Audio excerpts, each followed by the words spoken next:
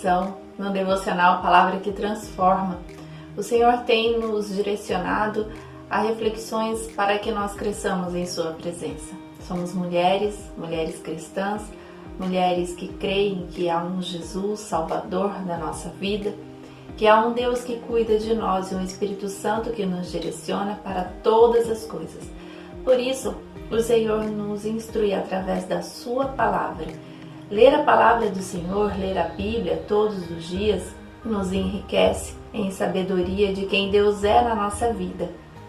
Nos transforma diariamente e nos sustenta, nos dá força. Ler a Palavra, orar ao Pai, ouvir a Sua voz, daquilo que o nosso coração se enche de alegria, quando o nosso coração sente algo da parte do Senhor que devemos ou que não devemos fazer. Tudo isso e mais algumas outras coisas é o Senhor nos instruindo, é o Senhor falando conosco. E no livro de João, no capítulo 16, no versículo 23, após o Senhor ter falado alguns assuntos com os seus discípulos, de instrução para eles, de instrução para nós, o Senhor termina este capítulo falando assim: tenho-vos dito isso, para que em mim tenhas paz. No mundo tereis aflições, mas tende bom ânimo, eu venci o mundo.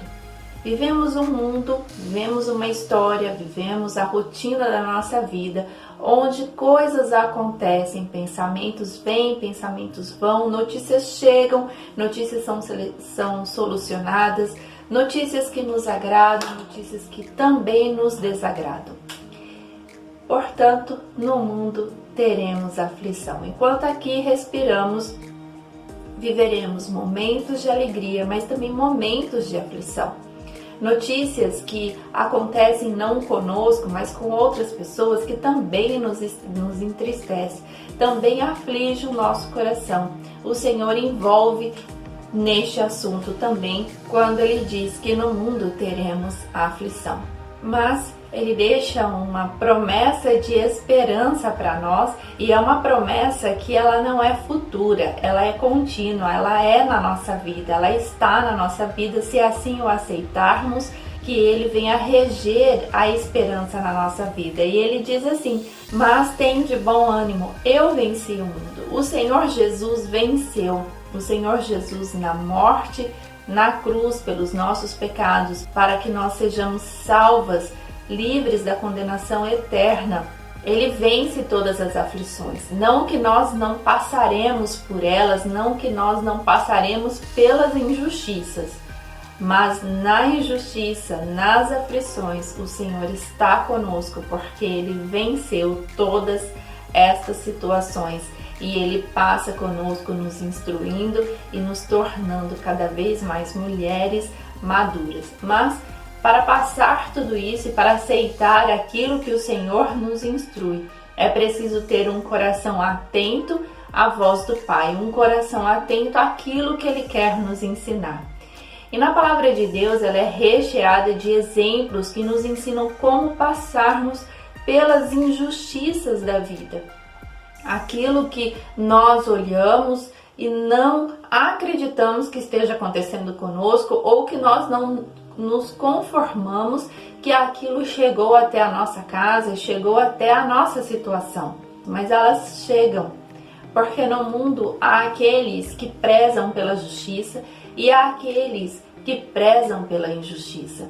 E quando nós vivemos entre pessoas, vivemos numa sociedade, as injustiças podem sim chegar, porque a palavra do Senhor diz que as aflições existem, mas Ele venceu o mundo. E é isso que o Senhor quer falar conosco sobre como passar.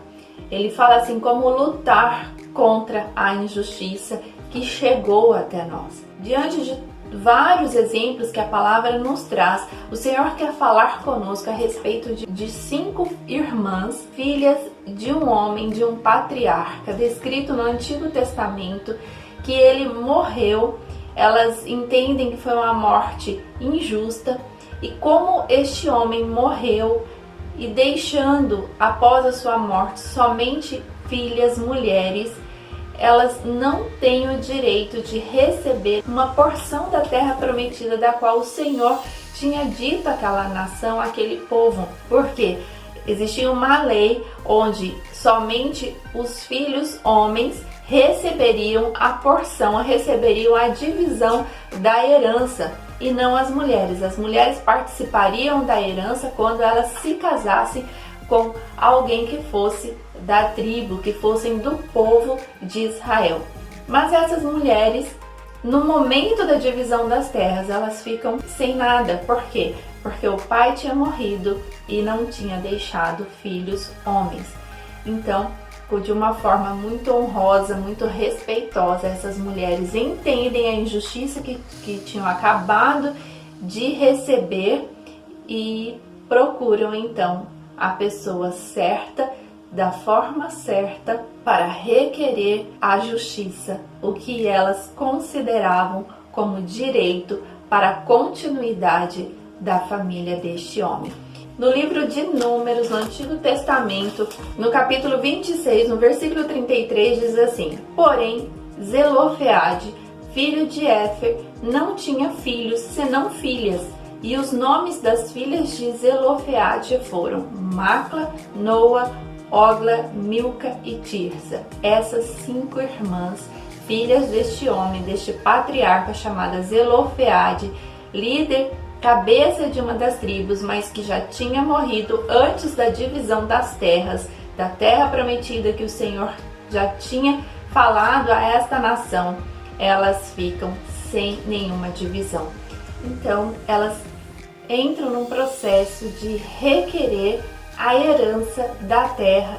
Essas mulheres, então, elas começam a servir de exemplo para nós quando nós identificamos uma injustiça na nossa casa, na nossa caminhada e começamos a orar ao Senhor para pedir a direção de como requerer algo.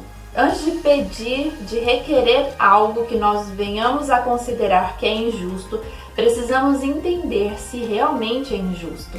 Se realmente aquilo que nós estamos orando ao Senhor e que consideramos injusto, realmente é. Porque requerer, por exemplo, o mal de alguém, porque este alguém te fez algo que você não gostou, não é requerer justiça. Requerer a justiça de Deus e orar ao Pai para você passar, por exemplo, em uma avaliação da qual você não se preparou, da qual você não parou para se esforçar para passar nesta avaliação, seja de qual área for, não é requerer justiça, porque você não se preparou para isso.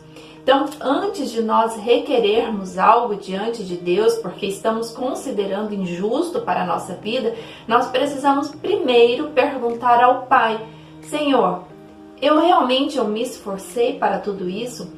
O Senhor diz que nós precisamos orar ao Pai para ver se há algo ruim, se há algo mal no nosso coração. Então, quando nós fazemos esse tipo de pergunta, Senhor, eu me preparei efetivamente para isso? Senhor, a forma como eu tratei este assunto me levou a um resultado de injustiça, mas será que esta forma como eu tratei foi uma forma correta? Eu exijo que aquela pessoa venha me pedir perdão. Você ora assim ao Pai e o Senhor fala agora em seu coração que a forma como você tratou essa situação, a forma como você tem colocado palavras em orações, em julgamento a essa pessoa que você exige perdão, não vem de Deus, porque o Senhor, Ele não trabalha na injustiça que vem primeiramente no seu coração. Para continuarmos então com essa reflexão nos próximos dias, entre em seu quarto, ajoelhe-se, ore ao Pai. Senhor, essa situação de discórdia, essa situação de injustiça que eu vejo que está na minha vida, essa situação que aflige o meu coração, é uma situação da qual eu mesma provoquei, porque agi de forma errada, agi fora dos seus propósitos, fora dos seus planos, ou é algo que realmente está acontecendo e que eu posso continuar em oração clamando a justiça neste assunto? Primeiramente, antes de continuarmos nessa reflexão, faça essa oração ao Pai. Se o Senhor te disser que o seu coração está limpo, está puro diante dessa situação, que realmente a injustiça chegou até a sua casa, chegou até a sua caminhada, mas que o Senhor entrará com a providência dependendo da forma como você trabalhará nessa situação. Fiquemos atentas ao que o Senhor quer falar conosco através dessas 5 irmãs. Deus te abençoe e até amanhã, em nome de Jesus. Amém.